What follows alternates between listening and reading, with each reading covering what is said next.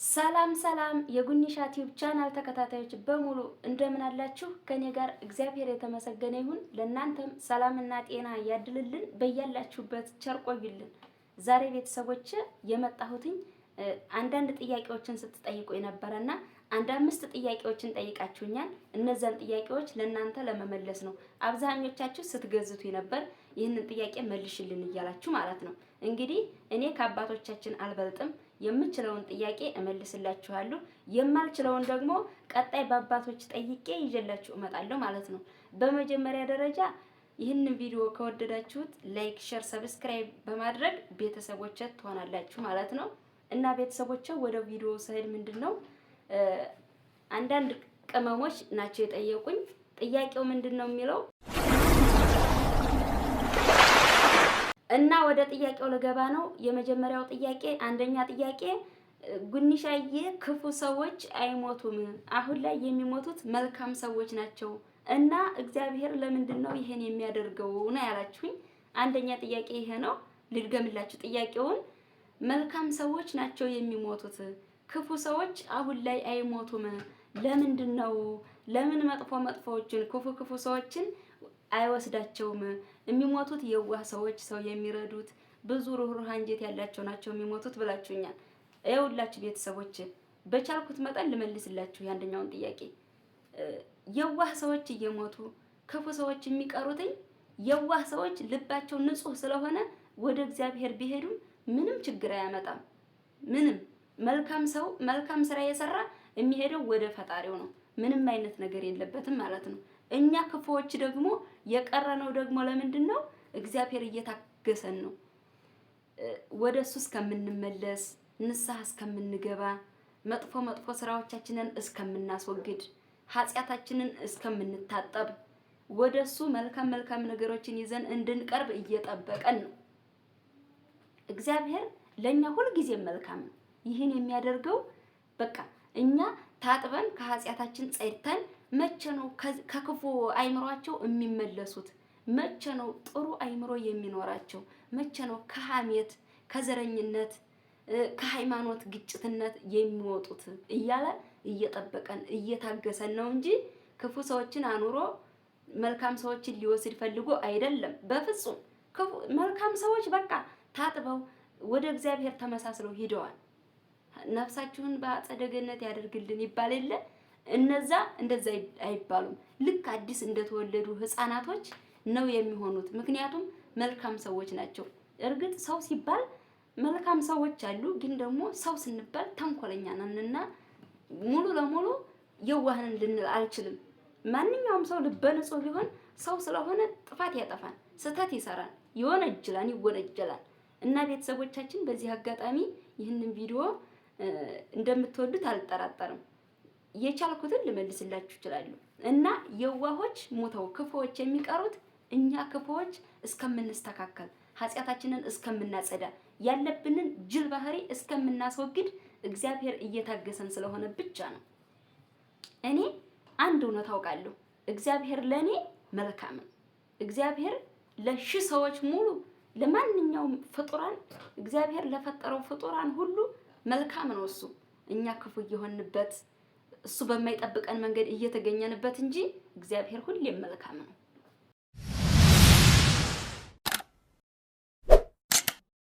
እና ቤተሰቦቻችን እኛ ማድረግ ያለብን ሞት ይመጣን አይደል እንዴ? ስለዚህ ጸድተን ክፉ ሳናስብ እግዚአብሔር አድርጎ የሚለንን ማድረግ፣ እንደ ሃይማኖታችን ትእዛዝ መኖር፣ ከሃይማኖታችን ውጭ አለመሆን፣ ተደራጅተን መጠበቅ። በቃ ማንኛውንም ነገር ተደራጅተን ሰርግ ለምሳሌ አሁን ሰርግ ስንይዝ አስቀድመን ነው ቀናቶችን ቆጥረን ወራቶችን ቆጥረን የምንዘጋጀው አይደል? ስለዚህ ሞትንም ደግሞ ልባችንን አጽድተን ክፉነታችንን አስወግደን ልንጠብቀው ይገባል ማለት ነው። ምክንያቱም የሰው ልጅ በዚህች ምድር ላይ ሲኖር ይሞታል። ማንኛውም ሰው የዋህም ይሁን ክፉም ይሁን ማንኛውም ሰው ይሞታል። ማንኛውም ሰው።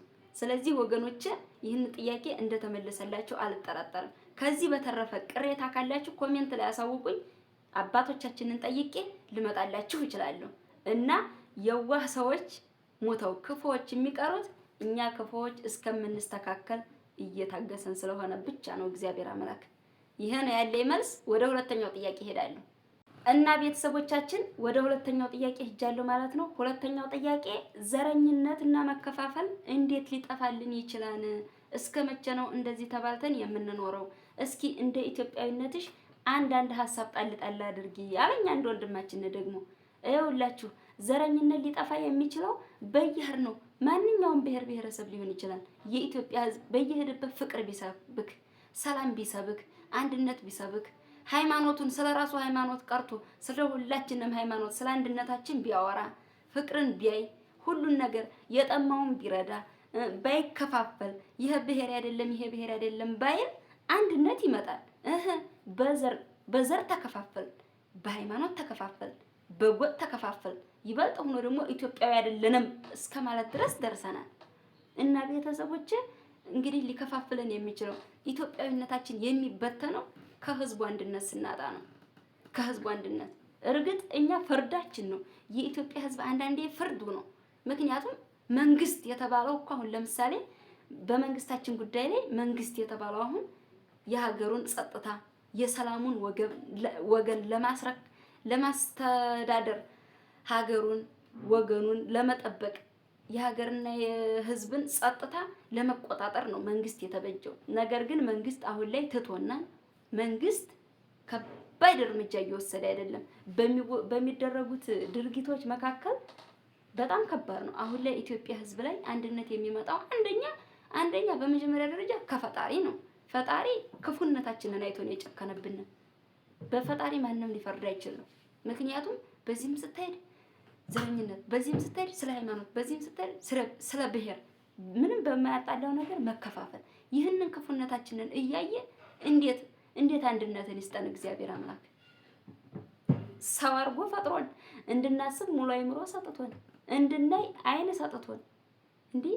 ስለዚህ አንድነት የሚያመጣው ከራሳችን ከወገኖቻችን ነው። አንደኛ ከፈጣሪ ነው፣ ሁለተኛ ከመንግስት ነው፣ ሶስተኛ ከህዝብ ነው። ሌላ ምንም ጥርጣሬ የለውም። አንደኛ ፈጣሪ ማለት ሁሉን የፈጠረ አንድ አምላክ ነው። ግን ደግሞ እኛ ሰላም ከሌለን አንድነት ከሌለን ፈጣሪም እርዱኝ አግዙኝ ይላል። ስለዚህ አንድነት ይህ ነው። ሁለተኛ ከመንግስት ያልኩት ደግሞ መንግስት የተበጀው መንግስት የተባለው መንግስት ተብሎ የተሰየመው በማንኛውም ጫጫታ በማንኛውም ግርግር የህዝቡን ሰላምና የሀገሩን ጸጥታ የሚያስቆም አንድ ወንጀለኛ በተፈጠረ ጊዜ ያን ወንጀለኛ በአግባቡ እንዲቀጣ፣ አገሩን እንዲመራ፣ ህዝቡን እንዲያስተዳድር፣ ፍቅር እንዲሰጥ፣ የተቸገረን እንዲረዳ እንጂ እንዲያባላ አይደለም። ሶስተኛም ደግሞ ከህዝቡም ጥፋት አለ። ህዝቡም ደግሞ መንግስት ቢጨክን አንድ መሆን ግዴታ ነበረብን። ህዝቡ አንድ አውርቶ እንደው በተገናኝተህ እንኳን ባታወራ የልብ ግንኙነት የሚባል ነገር አለ። በልባችን አንድ ሆነን እኔ ብሔሬ እንትና ነው እኔ ብሔሬ እንትና ነው ሳንል አንድነትን ሰብከን ብንሰራ ብናልም ጥሩ ህልም ብናይ የኢትዮጵያ አንድነት ይመለሳል። የ86 ወይም የ84 ብሔር ብሔረሰቦችና ህዝቦች አንድነት ይመጣል። ራያ አንልም፣ አማራ፣ ትግሬ፣ ኦሮሞ አንልም። ማንኛውም ኢትዮጵያዊ ተከባብሮ ይኖር ነበር። አሁን ላይ በጣም ዘግናይ ቪዲዮ እየታየ ነው። እና ወገኖቻችን አንድነት ማለት አንድ ከፈጣሪ ነው። ፈጣሪን ስንታዘዝ ፈጣሪን የሚለውን እኔ አሁን ለምሳሌ የክርስቶስ ተከታይ ነኝ። ክርስቶስ የሚለውን ቃል ግን አልኖርም። ለምን ብላችሁ አስቡ እኮ ፈጣሪ የኔ አምላክ የኔ ጌታ የኔ ኢየሱስ ክርስቶስ ለሰው መልካምን እንዳደርግ ለሀገር ሰላምን እንድሰብክ ነው የሚፈቅድልኝ። ነገር ግን አንድ የኢትዮጵያ ሕዝብ ስለተረገመ በሃይማኖት፣ በዘር፣ በብሔር፣ በማንኛው በጎጥ እንኳን አልቀረም ማለት ነው። ስለዚህ ወገኖቻችን አንድነትን ሊሰጠን የሚችሉት በእነዚህ በሶስቱ ነገሮች ነው ማለት ነው። ፈጣሪያችን የሚለንን ብንታዘዝ እላለሁ ማለት ነው። ወደ ሶስተኛው ጥያቄ እና ቤተሰቦቻችን ሌላኛውን ጥያቄ ደግሞ ምን ይላል መሰላችሁ? ጾለት ለምን ይጠቅማን ብለውኛል። ጾለት እንግዲህ ማንኛውም ሃይማኖተኛ ሲጸልይ ጾለት የሚጠቅመው ጾለት ከክፉ ነገር ይጠብቀናል። ጾለት ወደ እግዚአብሔር እንድንቀርብ ያደርገናል። ጾለት ራስ ወዳድነትን ይቀንስልናል። ጾለት የሀገራችንን ፍቅር ይጨምርልናል። ጾለት ውለን እንድንገባ ያደርገናል። ጾለት በቃ ምን ብዬ ልንገራችሁ? ጾለት ማለት የእግዚአብሔርን በር ያሳይልናል። ጾለት ከመጥፎ ጓደኛ ያርቀናል። ጾለት ለኛ የሚጠቅመንን ሁሉ ይመራናል ማለት ነው። ጸሎት ህይወታችንን ደስተኛ ያደርግልናል። ጸሎት ወደ መንፈሳዊ ህይወት ይመራናል። ጸሎት ወደ ሰይጣን እንዳንሄድ ከሁሉም ነገር ይደግፈናል። ዋናው ነገር ጸሎት ወደ እግዚአብሔር በር ያቀርበናል ማለት ነው። ስለዚህ ሁላችሁም ጸሎት አድርጉ። ዋናው እግዚአብሔርን አለመርሳት ነው። ሌላኛው ጥያቄ ደግሞ ቤተሰቦቻችን መጽሐፍ ቅዱስ ከሚያዛቸው ነገሮች 5 ጥቀሽ ብለውኛል። ያቅሜን እጠቅስላችኋለሁ። መጽሐፍ ቅዱስ እርስ በርሳችሁ ተዋደዱ ይላል። እርስ በርሳችሁ በአንድ ሐሳብ ተስማሙ ይላል። እርስ በርሳችሁ አትጨካከኑ ይላል። እርስ በርሳችሁ ተዋደዱ ይላል። እርስ በርሳችሁ ተፈቃቀሩ ይላል። እርስ በርሳችሁ አብራችሁ ኑሩ ይላል። እርስ በርሳችሁ ተወያዩ ይላል። በቃ ፍቅር ነው የሚሰብከው መጽሐፍ ቅዱስ ማለት ነው። ከዚህ የተሻለ ሊኖረኝ አይችልም። እና ቤተሰቦቻችን የመጨረሻው ጥያቄ ምንድነው የሚለው? ሐዋርያት ጌታን አጭር ጸሎት አስተምረን አሉት ይባላል። እውነት ነው። እኛ ክርስቲያኖች ጸሎት አስተምሩን ስንል የምንጀምረው አለ። በመጀመሪያ በስመ አብ ወወልድ ወመንፈስ ቅዱስ አሐዱ አምላክ አሜን። በስመ አብ ወወልድ ወመንፈስ ቅዱስ አሐዱ አምላክ አሜን። በስመ አብ ወወልድ ወመንፈስ ቅዱስ አሐዱ አምላክ አሜን። ምናልባት በግራ እጅሽ ነው ያማተብሽው እንዳትሉኝ ካሜራው ሊሆን ይችላል ማለት ነው። አባታችን ሆይ በሰማያት የምትኖር ስምህ ይቀደስ፣ መንግስትህም ትምጣ፣ ፍቃድህም በሰማይ እንደሆነች እንዲሁም በምድር ትሁን። የዕለት እንጀራችንን ስጠን ዛሬ፣ በደላችንን ይቅር በለን እኛም የበደሉንን ይቅር እንደምንል፣ አቤቱ ወደ ፈተና አታግባን ከክፉ ሁሉ አድነን እንጂ መንግስት ያንተ ናትና ኃይል፣ ክብር፣ ምስጋና ለዘላለሙ አሜን። እመቤታችን ቅድስት ድንግል ማርያም ሆይ በመላኩ በቅዱስ ገብርኤል ሰላምታ ሰላም እልሻለሁ። በሐሳብሽ ድንግል ነሽ፣ በስጋሽም ድንግል ነሽ። የአሸናፊ የልዑል እግዚአብሔር እናት ሆይ ሰላምታ ላንቺ ይገባሻል። ከሴቶች ሁሉ ተለይተሽ አንቺ የተባረክሽ ነሽ፣ የማኅፀንሽም ፍሬ የተባረከ ነው።